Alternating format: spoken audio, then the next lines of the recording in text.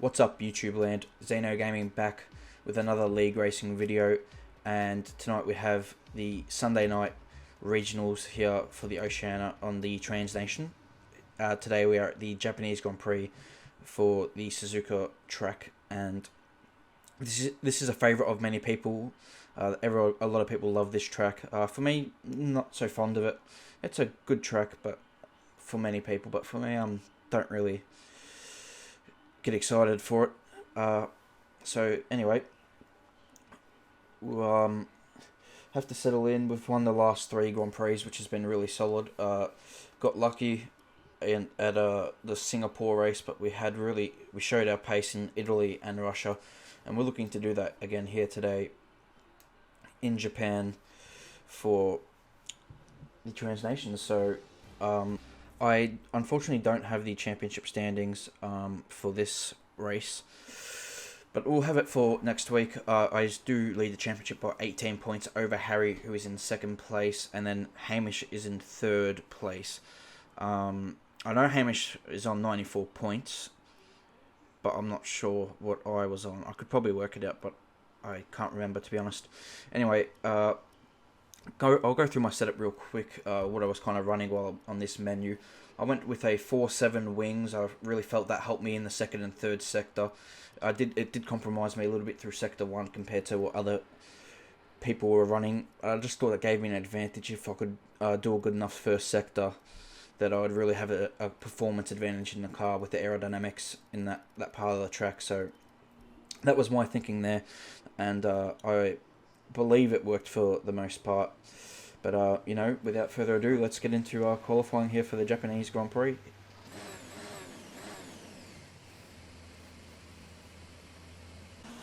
So here we go. This is my first run in qualifying, and we're going to come now to the right-left chicane, and then as we come out of the chicane, you can cut these corners quite a bit. You're going to have this nasty bump in this last corner here at Suzuka, which is just dreadful to deal with. But we come across the line to set a 1 minute 29.9 for our first flying lap. So that was just a banker time to get in there. I made sure not to cut the corners and get that lap in. So here's my second run. I decided to go out on the medium tyres. We'll try that out.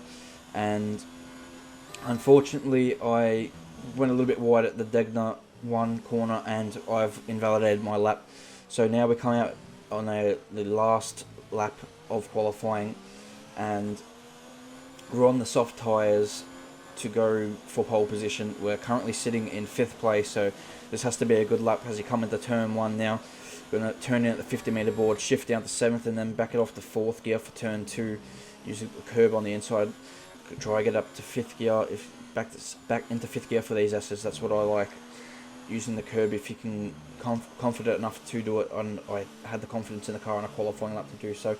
Be very patient on the throttle off that corner. Now flat through here, you're going to be confident to go flat up into 7th gear now, and then coming to Degner 1, you're looking for the 100 metre board. It's not there, unfortunately. Back to 6th gear, and then back to 3rd for Degner 2. Now coming into the hairpin, you go up to 6th gear, and you can go down the 1st gear. I was liking 2nd gear for traction purposes. 1st gear, you might get a little bit tighter to the apex. We go short shift up to 4th for traction, and now we fire out the other side and up to 7th gear for the run to spoon curb. Break up the 50 metre board, back to 5th gear, and then shift to 4th to get the car turned in. And didn't get it all the way to the apex, but won't cost us too much time if we get the exit right down this straight. And you can see we're purple in sector 1, and we're flying on compared to our first soft lap. We're purple in sector 2 as well, as Harry goes on pole at 1 minute 28.5. And now what can we do? We go through chicane right, left, and now we come around the bend. We've got to lift for the bump a little bit. We go close to the white line on the inside for a short run to the finish line, and we just do it by 7/100ths of a second. We have grabbed pole position at the death here in Japan. Unbelievable lap. That might be one of the best qualifying laps I've pulled off on this game. So I was stoked after that. I was fist pumping in the air, and yeah, as Mason comes across the line though to go 3rd fastest in qualifying, and he was also wrapped with that. So yeah, we'll see what we can do from pole position once again in this Grand Prix. It's not as bad as Russia being on pole because of the slipstream effect. This is a much shorter run to turn 1, and we should be able to get away with it. So without further ado, let's get into the race. Welcome everybody to the Japanese Grand Prix. Here today we have a one-stop strategy. That's the go around Japan, soft tyre to the medium tyre. I'm taking up fuel in my car because I feel like I can conserve my fuel very well around this track. So yeah, that's the plan in this Grand Prix, and we'll see how it goes. So yeah, looking forward to this one. I didn't know how good my pace would be around here. Turns out I have decent pace, not jaw dropping, but still good enough to be on pole. So yeah, we'll get into the race now as we kick off this formation lap. So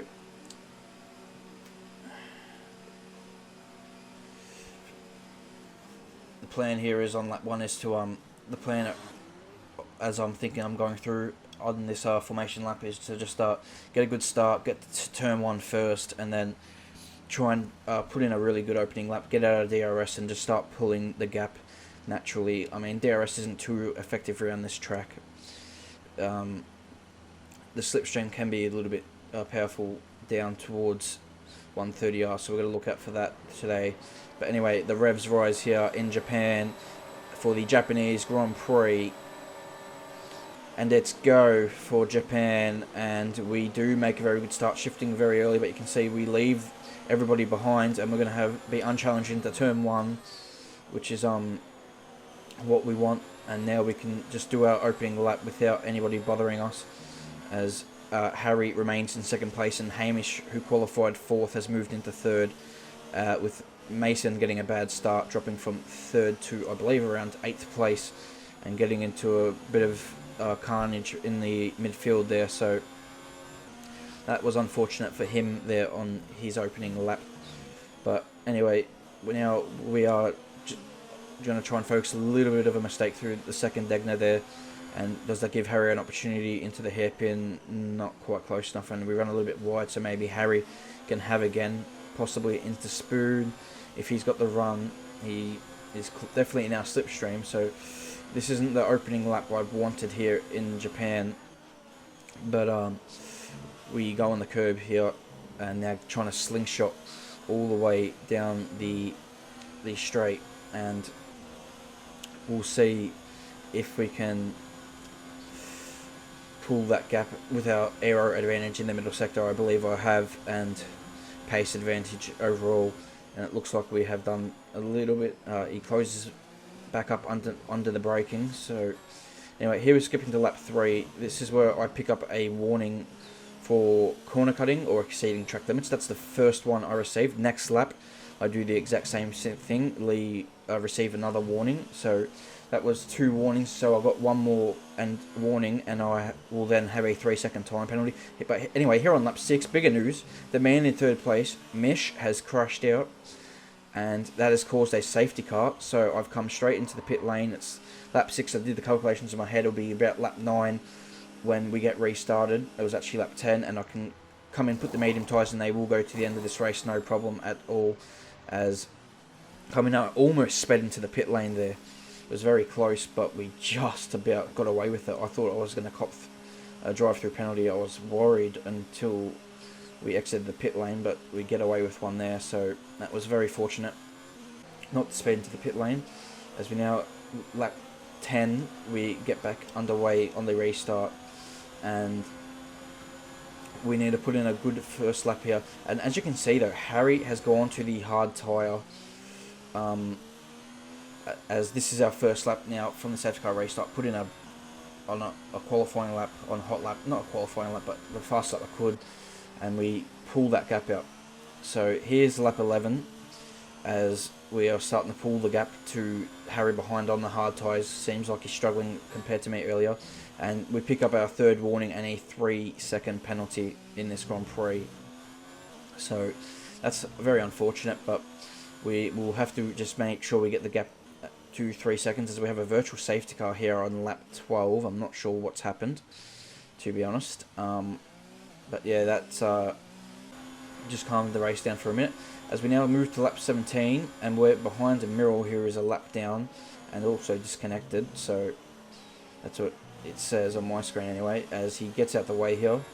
I don't know if you noticed the gap there to Harry behind me was about 6 seconds when we came across the line in that ballpark. So I've lost a little bit of time through turn 1 and 2, and now we come through the Dunlop curve and into the Degdem one, and there is a Toro Rosso up ahead. Now this is Josh's car. He has left the session because I'm not sure why, and he didn't retire his car, so his AI is running around without a front wing, and I get badly blocked here into the hairpin and locked up, almost hit him, to be honest. I didn't expect that. I thought he was just going to pull over to the left or go deep into the hairpin, but it just didn't happen, and that was a really unfortunate moment there in the race. And now that has cost me a little bit of time and to Harry, and he has now closed the gap up.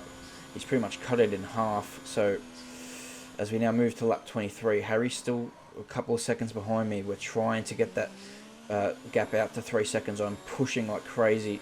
I just don't seem to have enough pace at this stage of the race. The medium tyre has gone off a little bit in terms of performance, maybe on a consistency level, but when I push the car, I can get that lap time down, as we have another virtual safety car in lap 23. So there's a lot of carnage going on behind us. I had a very quiet race up front, with Harry just pushing me all the way. So yeah, as we now, you can see here, I was a little bit low on fuel. That's why I had it in 8th gear on the restart. I was trying to save fuel.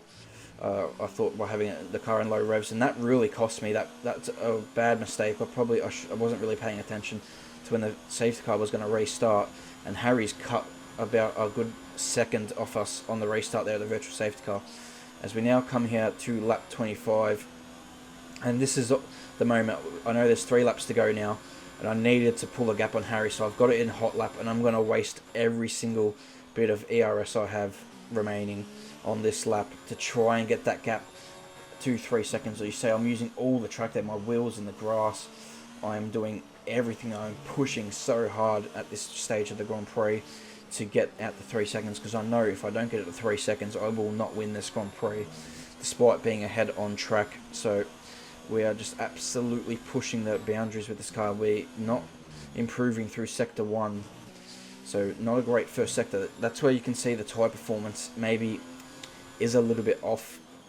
It's not as good as it was earlier in the stint, but the tyres are still good. They're not like a dramatic drop off. We're talking maybe a couple of tenths, not maybe a half a second at the most.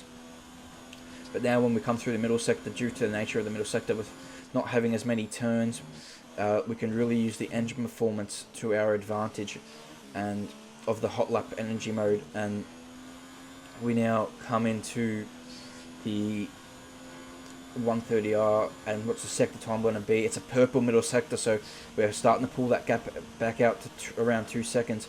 But unfortunately, I forgot that Japan, when you just leave it in hot lap mode for a whole lap, you do run out of ERS. So we're going to run out of ERS on the exit of this corner here, deployment for this lap. And it also made a bit of a mistake into the hairpin. We set our personal best lap of the race, but it wasn't enough to get it out the gap we need, and we need another brilliant last 2 laps. So we come to the start of the last lap. You can see the gap with Harry. It's not much. We still haven't got that 3 seconds we need. And now we have a Williams in front of us. This is Fabio, and Fabio does get out the way here after this corner, I believe. Or no, maybe it's the next corner. But this doesn't help with the dirty air, but it's not holding us up too bad. You can see we do have to lift a little bit. We can't go completely flat through Dunlop. And now I was looking back to see if maybe Harry was going to get blocked as well, but I don't know if he did. I don't think he did. He's got through quite cleanly. And now we are once again approaching this Toro Rosso, which the AI has done, I kid you not, 13 pit stops in this race, which is absolutely ridiculous, Codemasters, to see you guys having these kind of issues in your game that need to be fixed. This is the last lap of the Grand Prix. I'm trying to get the gap to 3 seconds. I know I need to get an unbelievable run through here, and I get absolutely blocked by this Toro Rosso AI car, and that will mean our chances of winning this Grand Prix are unfortunately all but over. And we're going to lose this race on penalties. We're going to win on track. We have led every single lap in this race, and to lose it like that way is really unfair, or not unfair, but unfortunate. I do think it's unfair, just because the exceeding track limits penalties are by nothing. And anyway, that's how it is though. And we come across the line to finish in P2.